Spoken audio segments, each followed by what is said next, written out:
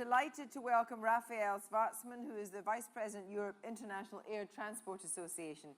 He joined IATA, the Trade Association of Airlines, in 2005 and was appointed Regional Vice President, Europe in May 2010. Based in Madrid, he's responsible for building strategic relationships with aviation stakeholders, and prior to joining IATA, Rafael worked for DHL International in the Americas. Now, IATA's 240 airline members comprise 84% of the total air traffic. So therefore, you really can say that he speaks on behalf of the majority. So he is going to tell us, if he can, what the majority airline voice wants from the UK in terms of additional capacity, and specifically on how this could be funded. Thank you. Good afternoon, ladies and gentlemen. I actually would like to start with a quick question. How many people in this room have heard the name Abraham Fail? Fail was the first ever paying air passenger on the world's first scheduled airline, which began operations 100 years ago this month. That flight, he paid $400 for that flight, which is about $9,000 of today's. And he actually flew for 23 minutes across the Tampa Bay, from St. Petersburg actually to Tampa, right? So I should say that at that time also, there were no airports. So he took off and landed in water. And that flight marked the birth of modern aviation today. This year, the world's airlines will transport some 3.3 billion people. It is a story of an incredible century of expansion, which has changed our world forever. There is now not a single country untouched by air connectivity. Goods and people traverse the world, spreading cultural awareness, trade, and innovation, and connecting families and friends. So aviation is the true World Wide Web that binds us all together. And air travel is something that historically Britain has been good at. As an island cut off from its trading partners, Britain has always understood the need for strong transport links, first by sea, then by air. The UK's great airlines have pioneered everything from long-haul routes to the low-cost revolution. And the country's engineering legacy has made it one of the world's leading aviation manufacturing nations. Economically, this means the UK derives very substantial economic benefits from aviation. Figures calculated by Oxford Economics are striking. Nearly 1 million jobs and 50 billion pounds in economic activity is supported by aviation. And aviation-related tourism adds another 500,000 jobs and 20 billion pounds.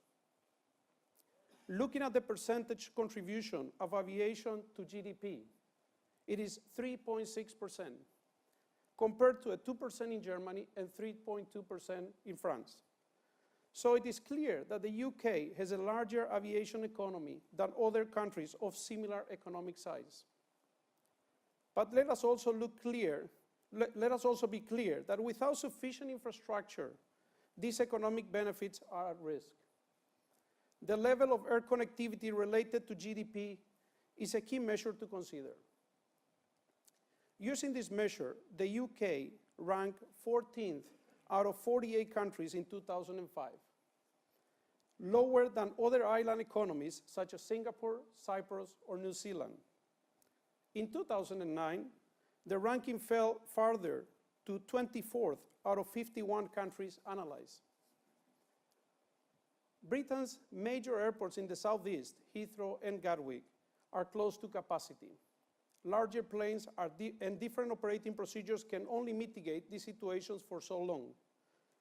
Britain has to bite the bullet and build. The Davis Commission is yet another attempt by British politicians to break the policy logjam and find a way to deliver what is, to us at IATA, obvious, new runways in the UK. We support Sir Howard's conclusion that new runways are needed. And we believe that the Heathrow option remains the best one.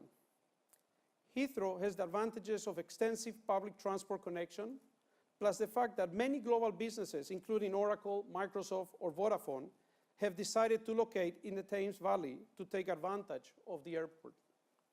These examples of the types of high productivity businesses that the UK economy needs to focus on in order to compete in the 21st century.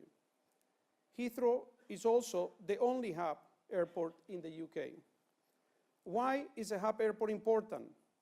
A hub can sustain many more connections than a point-to-point airport because it has advantages of providing interline connections. For an object lesson in the power of a hub connectivity, look no farther than Dubai in the Middle East. It has transformed itself into a thriving metropolis on the back of tourism and business driven by air connectivity. There continues to be speculations on the merits of the hub versus the point-to-point model for air travel. But IATA's view is that the hub model will remain a vital element of air connectivity for the foreseeable future. The fact that other nations are rapidly building their hub capacity would seem to be proof of this. There is a strong case for Britain to plan for increased air connectivity. We estimate the global passenger demand will increase by around 30% over the next 5 years. So the expansion of capacity makes sense on economic grounds. It is environmental issues that have held up the construction for so long. Two of the major concerns are noise and carbon emission. The aviation industry takes the environmental extremely seriously. We understand that our license to grow comes from demonstrating that we are tackling our environmental footprint. The industry is constantly improving its environmental performance through investment in free renewal and other technologies. With regard to noise, today's aircrafts are 75% quieter than those manufactured 50 years ago. Over the last decades, Heathrow's nose control was reduced by 60%, as we saw earlier. That noise control will continue to be improved as the effects of a new noise standard agreed at the International Civil Aviation Organization will ensure means that noisier aircraft will continue to be phased out. Carbon emission is a global problem that requires a global solution. Aviation represents 2% of global man-made CO2 emissions. And we recognize that we have a responsibility to tackle this. In 2009, our industry agreed 3 consecutive targets for carbon emission. 1, to improve fuel efficiency by a minimum of 1.1% per year to 2020. 2, to cap net CO2 emissions through carbon neutral growth from 2020. And 3, to cut net CO2 emissions by 50% by 2050 compared to 2005. Not other global industry has committed to such a challenging target, but we did so on the basis of a proven track record of improving fuel efficiency by over 70% since the beginning of the jet age. Achieving carbon neutral growth in just 6 years' time will be difficult.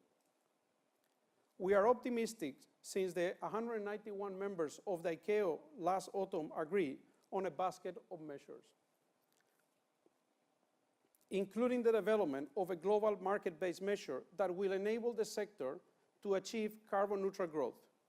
Industry and governments must work closely together, then this challenge will be overcome.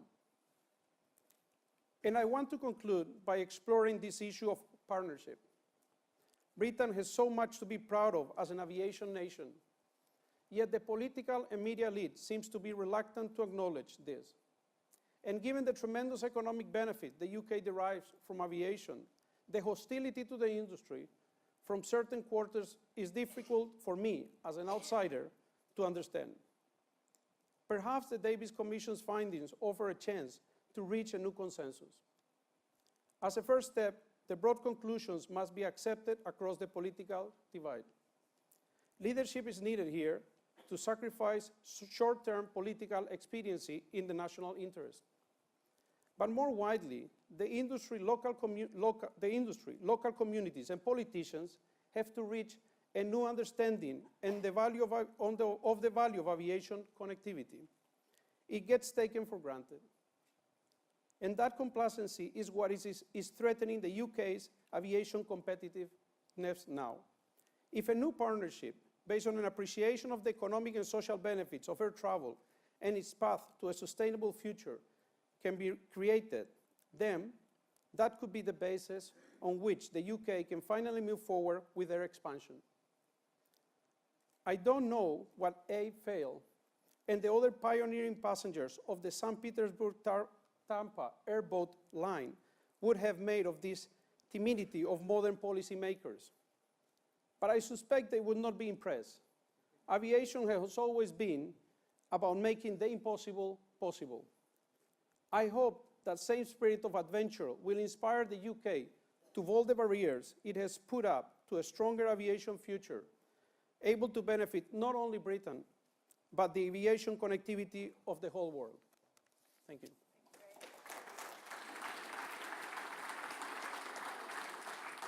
Questions from Rafael? Any question from Rafael coming from the audience? Yes, one gentleman just at the back. Hi, yes, John Fuller with the No Estuary Airport campaign. I was very interested to listen to what you had to say. One of the greatest concerns the environmental movement has, of course, in connection with carbon emissions, is everything to do with the mass loss of life.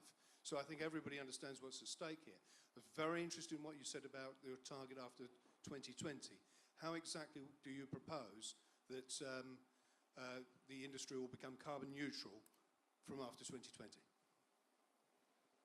Well, there is, as I said, there is already an agreement at the ICAO forum with 191 countries where they propose to tackle, based on market-based measures, right, to be able to offset this carbon neutral growth from 2020.